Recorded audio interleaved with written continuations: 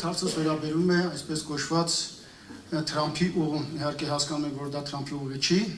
անունը փոխելով ոչ մի բան չի փոխվում, ինչպես եք մոտենում այդ հարցին իշխանափոխությունից հետո, քանի որ Ամերիկայի Միացյալ Նահանգներն մեծ գումարներ են ներդնում եւ գործ են ունենալու գերտերության հետ, այդ հարցը ինչպես են լուծելու, որովհետեւ սա համաձայնագիր է, պայմանագիր չէ, չի վավերացվել մոտեցումը ինչպես է լինելու։ Գիտեք, որ իշխանությունները փորձ են անում այս ծրագիրը ներկայացնել որպես աննախադեպ հաջողություն, պատմական իրադարձություն, Հայաստանի թռիչքաձև տնտեսական աճ ապահովելու հնարավորություն, բայց ես ուզում եմ, որ մենք ավելի խորքից գանք եւ հասկանանք, թե իրականում սա ինչ պրոյեկտ է։ Ընդհանրապես, տասնամյակներ շարունակ քննարկվել այս ունիքով ինչ որ ճանապարհի հնարավորությունների մասին։ Եթե դեռ 2001 թվականին Քիվեստում քննարկվում էր Արցախը Լաչինով Հայաստանին միացնելու եւ Նախիջևանը Ադրբեջանին կապող ճանապարհ, որ էստակադաներով էր լինելու եւ մեր տարածքային ամբողջականությունը չէր խաթարվելու, ապա այսօր մենք ունենք ընդհանրապես այլ իրականություն։ Արցախը հանձնված, Լաչինը չկա, բայց դեռ շարունակվել են բանակցությունները այս ճանապարհի մասով եւ նույնիսկ այն տրամաբանությամբ չի, որ մենք կարողանանք հասկանանք, մենք ամբողջությամբ վերահսկողություն ունենալու ենք այդ ճանապարհի վրա, թե չենք ունենալու։ Չոր հաշվարկով, շատ չոր հաշվարկով ստացվում է, որ Ադրբեջանը ստացել է անխոչնդոտ ճանապարհ, իր հիմնական ցանկությունը, որպեսզի թուրքական աշխարհը կարողանա անխոչնդոտ միմյանց հետ կապ ունենա։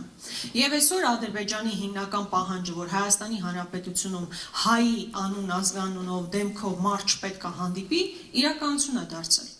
Հիմա դա իհարկե փորձում են փաթեթավորել, որ back office-ա լինելու, front office-ա լինելու, այսինքն հայերը հետևն են լինելու նստած, ինչ որ մարդիկ դիմացն են լինելու նստած, բայց չոր հաշվարկով դա է ստացվել։ Ադրբեջանն ասել է, ես այս տարածքով պետքա գնամ ու հայի դեմք չպետքա տեսնեմ, իրականացրել են։ Ու անխոչնդոտ։ Այդ բառը ինքնին նշված է պայմանագրի մեջ։ Իհարկե, որպես հակադարձում ասում են, բա պայմանագրի մեջ է 16 անգամ տարածքային ամբողջականություն ու սուվերենություն բառերն են նշված, հա հետո ինչ որ նշված է, նույնիսկ ավելի կասկածելի է թվում, որ այդքան շատ է նշված։ Բայց այն, որ մեր սահմանապահները 24%-անոց, թե 26%-անոց մեծ հաշվով ազդեցություն են ունենալու այդ պրոյեկտի վրա, դա եւս փաստ է։ Սա սարսափելի իրողություն է, որին մենք ականատես ենք լինում։ Մենք ինչ էինք ասում, որ ցանկացած պրոյեկտ, որ իրականացվում է, պետք է փոխադարձության տրամաբանություն ունենա։ Հիշում եք առաջին օգոստոսի 8-ի պայմանագիրը, որ կնքվեց, ասում էին հետևյալը, Սյունիքով անցնող ճանապարհի վրա ինչ ռեժիմ լինի, մենք նմանատիպ ռեժիմ ստանալու ենք։ Այսինքն փոխադարձ է լինելու, մեր կողմից միակողմանից իջում չի լինելու։ Բայց էլի տեսանք, որ չոր հաշվարկով տեղի ունեցավ հակառակը։ Հիմա մենք այդ հարցադրումները տալիս ենք, մենք անխոչնդոտ որևէ տեղով անցնելու ենք։ Օրինակ ես որ ուզենամ գնամ Կապան։ Գորիս Կապան ճանապարհը տվել եք։ Հիմա այդ ճանապարհով ես կարամ անխոչնդոտ այդ մի քանի կիլոմետրը գնամ, որ ինձ էլ ադրբեջանցին չկանգնացնի, ինձնից պասպորտ չստուգի։ Կարամ այդ ճանապարհով անխոչնդոտ գնամ, չեմ կարող։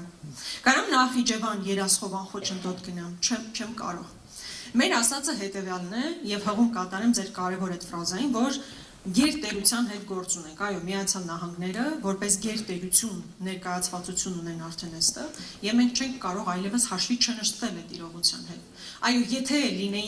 լիներ այլ ուժ բանակցող, ես վստահ եմ, որ մենք այս օրին չէինք հասնի միանշանակ, բայց մենք հիմա ունենք իրողություն եւ ասում ենք, որ այդ ծրագիրը պետք է դարձնել այնպեսին, որ մեր շահերից բխի։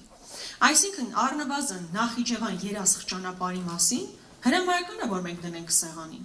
Եթե Ադրբեջանը կարողանում է այդ ճանապարհով գնալ եւ անխոչնդոտ, մենք էլ ուրեմն պետք է կարողանանք հնարավորություն ստանալ անխոչնդոտ ճանապարհ, երասխ սադարակ այդ ճանապարհով անցնել։ Դա պետք է բանակցել հաշվի առնելով քո պետական շահը։ Այսինքն մենք ունենք իրողություն, որի հետ առերեսվում ենք, որի խութեր հասկանում ենք, որտեղ լուրջ խնդիրներ տեսնում ենք, եւ դրա համար պետք է լուրջ բանակցություններ, որոնք մեզ կտան նոր հնարավորություններ։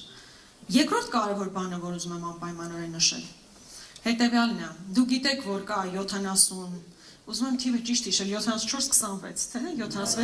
74-26 համամասնություն։ Հիմա այս 74-ն էլ դեռևս պարզ չի ամբողջությամբ ինքը զուտ ամերիկյան ներդրում լինելու, թե չէ, որովհետև տարօրինակ է, չէ, բոլորիս համար տարօրինակ է, թե ինչու է Միացյալ Նահանգները Ադրբեջանի հետ բանակցում Տրամպի ուղու վերաբերյալ։ Եթե Տրամպի ուղին մեր ճանապարհն է, մեր տարածքով անցնող ճանապարհն է, մեր կոմունիկացիաներն է, մեր սուվերենությունն է եւ այլն, Ադրբեջանը ինչ գործ ունի Բաքվի հետ բանակցումը Տրամպի ուղու հետ կապված։ Այդ չեմ ասում, որ ներդրումների հնարավորություն են քննարկում Տրամպի ուղի հետ կապված։ Այսինքն այստեղ լուրջ խնդիր կա, բա որ մի տարուց Միացյալ Նահանգներն ասում է ես այդ տարածաշրջանում շատ մեծ հետաքրքրություն չունեմ եւ իմ այդ մասնաբաժինը վաճառում է պայմանական Թուրքիային, որ հիմնական օպերատորն է տարածաշրջանում։ Մենք ստեղ ասելու բան պիտի ունենանք, թե չպիտի ունենանք։ Դա կարգավորված է փաստաթղթով, կարգավորված չի։ Իհարկե այնտեղ ասում են պետքա կոնսենսուսով լինի, հայկական կողմը պետքա իր համաձայնությունը հայտնի, այսօրվա իշխանությունը երազեին։ Կասեն ինչ խնդիր կա, տվեք Թուրքիային, բայց չէ որ եղբայրություն, հարևանություն եւ այլն, բայց մենք հասկանում ենք, չէ որ դա խնդիր է։ Այսինքն այդ խնդիրը եւս կա, որ հաջորդ իշխանության համար լրջագույն մարտահրավեր է, այնպես բանակցել, որ հնարավոր չլինի այդ փաթեթը, որ Միացյալ Նահանգների վերահսկողության տակ է լինելու, անխոչնդոտ անցնի ադրբեջանական կամ թուրքական վերահսկողության։ Եվ այստեղ էլ մենք շատ լուրջ աշխատանք ունենք տանելու, հասկանալու թե այդ ինչ ներդրումներ են, որ պետք է գնան Տրամպի ուղի հետ կապված, այդ նավթային գործարքները, որ հիմա բանակցում են Բաքվի եւ Վաշինգտոնի միջեւ, սրանք իսկապես լուրջ մարտահրավերներ են, որոնք մենք առերեսվում ենք եւ դրա համար ենք ասում, որ հաջորդ իշխանությունը իսկապես լուրջ խնդիրներ է ունենալու, բայց րոպե առաջ պետք է փոխել, որ կարողանանք այս բանակցությունները նորմալ տանել։ Միացյալ Նահանգների հարաբերությունները բնականաբար պետք է շարունակվեն, պետք է խորանալ եւ այլն, բայց որպես մարդ, ով կարդացել է Միացյալ Նահանգների վերջին ընդունված ստրատեգիական փաստաթուղթը իրենց ազգային անվտանգության ռազմավարության, այնտեղ մի նախադասություն չկա Հարավային Կովկասի մասին։ Իրանք ասում են, որ իրենց հիմնական առաջնահերթությունը Ամերիկա մայրցամաքն է, Գրենլանդիա, տեսնում եք, ինչ որ առաջնահերթություններ ունեն, բայց այդ առաջնահերթությունների մեջ Հարավային Կովկասը չի մտնում։ Եվ ընդհակառակը նույնիսկ ասում են դա ավելի Պուտինի տարածքն է, բառացի է ասում Պուտինի ազդեցության գոտի։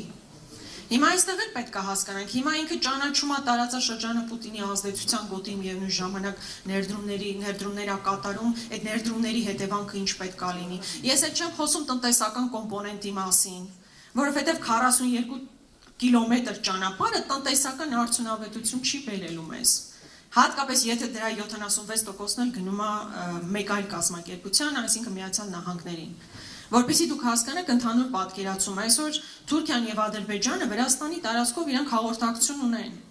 Եվ իրանց թողունակության շատ փոքր հատվածն է ծածկվում, այսինքն Թուրքիան Ադրբեջանին կապող այլ խողովակներ կան, քան այն ինչ պետք է հիմա կառուցեն Հայաստանի Հանրապետությունում։ Այսքան խոսում են խաղաղություն, բայց Թուրքիայի եւ Ադրբեջանի այդ սահմանը փակ է։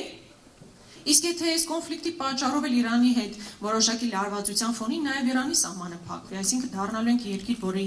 4 հարևաններից 3-ը փակ է պահում սահմանը, այսինքն իսկապես աշխարհաքաղաքական լուրջ մարտահրավերներ են այստեղ առկա, որոնք կարող են հաղթահարվել եւ հնարավորություններ դարձնենք նորմալ բանակցությունների միջոցով։ Աշխարհն իսկապես շատ արագ է փոխվում, եւ սա հավանաբար վերջին 1 ամսվա ընթացքում ամենահաճախ արտաբերվող նախադասությունն է, որ աշխարհակարգը փոխվում է։ Հիմա մեծ հաշվով չկա այդ աշխարհակարգը։ Եվ այդ համատարած փոփոխությունների ֆոնին իսկապես պետք են լուրջ մասնագետներ, պրոֆեսիոնալ մարդիկ, ովքեր կկարողանան զգան փոփոխությունների շունչը, կկարողանան հասկանան, թե սխալը իրավիճակում ինչա պետք անել, ում հետ ոնց բանակցել, ոչ թե գնալ ստորանալ ամեն գնով, ոչ թե Ալիևի Էրդողանին շնորհակալություն հայտնել չգիտես ինչի համար, այլ իսկապես մարդիկ, ովքեր ճիշտ կգնահատեն Իրանի հետ հարաբերությունները, Ռուսաստանի հետ հարաբերությունները, Միացյալ Նահանգների հետ հարաբերությունները, ոչ թե այս ֆոնին կխոսեն Եվրամիության անդամակցության մասին, այն ժամանակահատվածում, որ Եվրոպական միությունը էգզիստենցիալ խնդիր ունի, պարզ չի ինքը կմնա թե չի մնա առաջիկա տարիներին, այլ ռեալ հաշվարկ կանի հողի վրա ու կհասկանա, թե որոնք են լինելու մեր շահերը։ Ցանկացած փոփոխության ժամանակ ինչքան մարտահրավեր կա, նույնքան հնարավորություն կա։